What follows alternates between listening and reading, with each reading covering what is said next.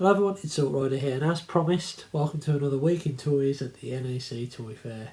It was, well, one of those 4 opportunities of the year to go down to the NEC and look at vintage and new toys, and it was a pretty good day, I have to say. I was only there until about 11:45. I tended the early bird ticket now, and one thing I will say is they seem to put the prices up a little bit.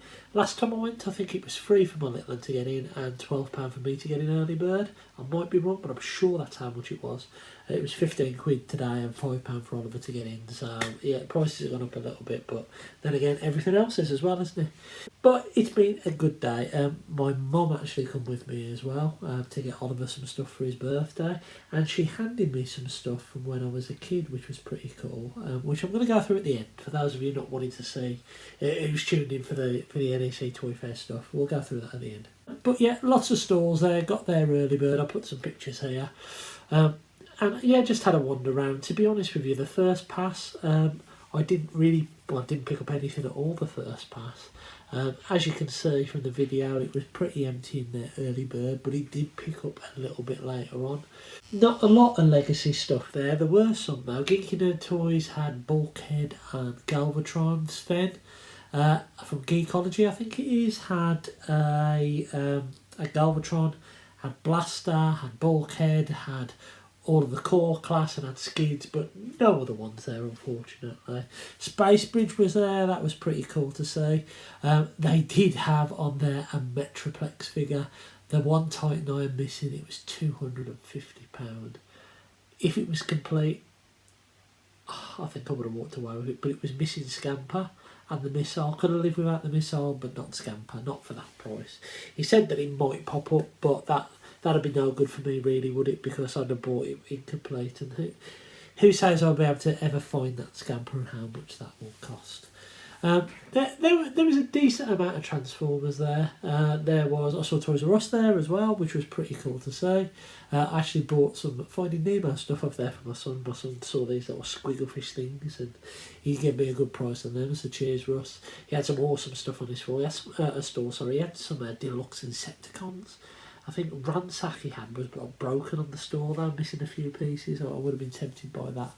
But there was loads of cool stuff on there. There was another store actually that had some box pretender for 50 quid, a boxed Airwave for £20. I've already got Airwave, or else I would have bought them. But then again, I didn't know what the quality was like inside what was left. And I did bump into a fellow YouTuber. BumbleJumper82 was there, so it was really nice to see him. I had a good chat to him on the way out. I didn't stay too long because my son was starting to moan, saying he wanted to go home and everything like that. But Ed, top bloke, nice to see you, pal, and hopefully I'll see you soon again at TFN. And I suppose I better go on to the pickups. First thing I got was this. I got Hotlink here. I didn't bother picking this up at retail because it was £40 for another Seeker.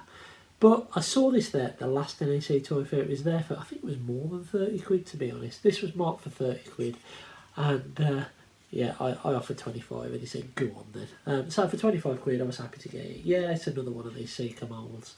I've got most of these now, except for Skywarp, Shattered Glass, Starscream, and is it Red Wing? I think they're the only 3 I haven't got. But it's got some lovely paintwork on it. It comes with the 2 Target Masters. Yeah, it was a cool figure, and I always fancied picking this up.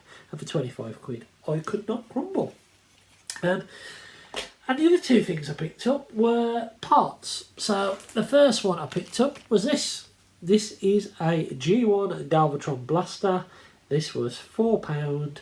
I've already got this blaster for my G1 figure and for my Japanese reissue one. I bought this so it can go with this guy. Yeah, these kind of do the job, but not really. And the great news is it does fit in his hand. So the toy lock Galvatron is now complete. I think that works really well. I think this toy was missing that gun. I think it should have come with that gun. It obviously didn't, but now I'm happy that the G1 gun is put to good use, and I think that works really well on it. So yeah, happy to have picked up that. And there was another part. So I bought these. These were probably too much. These were like £14, but it was because there wasn't a lot of stuff there, to be honest. I wanted to pick up. These are parts for G1 Steeljaw. And here is my G1 Steeljaw, right here. So let's pop them on for the first time and get him complete for the first time. They also had Rewind's guns, but he wanted 15 quid for them, and I thought, nah, I'm not going to bother. But at least now I have a complete G1 Steeljaw, which is nice. There's not many G1 stuff that actually is left for me to pick up. The Space Bridge actually did have Roadbuster for £250 and Whirl for £120, which is just too much now. I won't be picking up those for that price. This little Steeljaw could actually do with a bit of a clean, but yeah, it's nice to finish that off, isn't it? And finish off a G1 figure, so that is pretty awesome. I am happy with that. I thought these were silver though, unless these aren't for Steeljaw, but it might be for another version of like that, the Japanese Ravage or something like that. But I'm sure these were Steeljaw's guns. Maybe it was the reshoes that had the gold ones on. Maybe. Let me know in the comments below. Anyway. And that was it. That's all I got from the NEC Toy Fair. It was a really, really cool day. And yeah, I'm looking forward to going to the next one. I think there's another one in Stratford upon Avon in not too far distant future, so I might venture up there. It's not too far away from me. But as it is for NEC Toy Fairs, I think the next one is now October, so well after TFN. So I did mention my mum found some of my old stuff. Well, I say my old stuff. So I'll show you what she gave me anyway, might as well.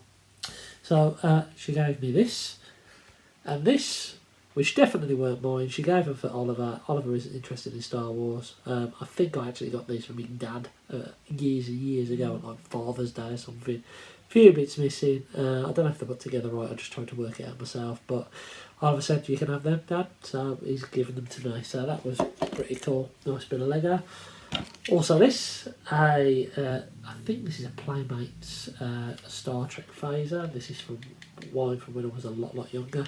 The battery cover's gone missing over the years, but nevertheless it's something else of mine. It's got really worn and really battered, there we go, but nevertheless something else of mine. I can stuff that in my Star Trek box. Maybe I've got the cover here, I don't know. But nevertheless, nice to have it back, isn't it? Definitely still got the tricorder with the communicator up the loft.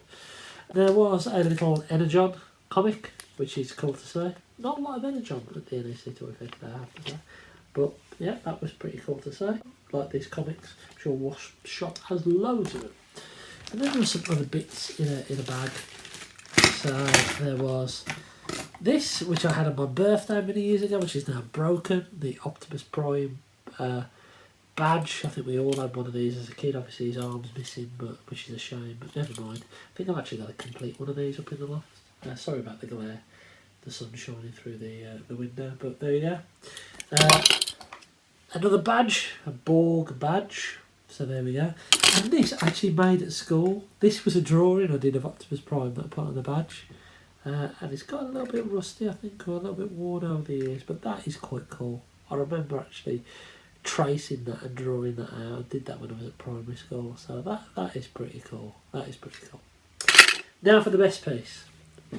And this is something I thought I'd lost a long time ago. It is only a part, right, but it completes something that's pretty rare and something I'm really happy to have in my collection. Do all of you know what this is? Well, let me give you a clue. It is for Generation 1 or 1.5, whatever you want to call him, Overlord. And I've got his box in the loft and the styrofoam and everything like that. It's a bit worn and battered. But when I packed him out the box, this piece was missing and I thought it was lost forever. It's the only piece that was missing, so I can pop that back on Overlord now. And for the first time in 30 odd years, Overlord here is complete with his D-pads, and that makes me very, very, very happy. Very, very happy. Wow, I'm happy. I'm a happy man. How many times can you say happy? So that's it for this week in toys at the NEC Toy Fair. I hope you enjoyed it. And yeah, it's been a pretty cool day. Oliver got loads of stuff, by the way. Too much for me to show you. Loads of Pokemon. Some Finding Dory stuff. And he also found a cuddly Skylander, but there we are. Anyway, until next time, I've been Zort Rider, and I'll catch you again really, really soon.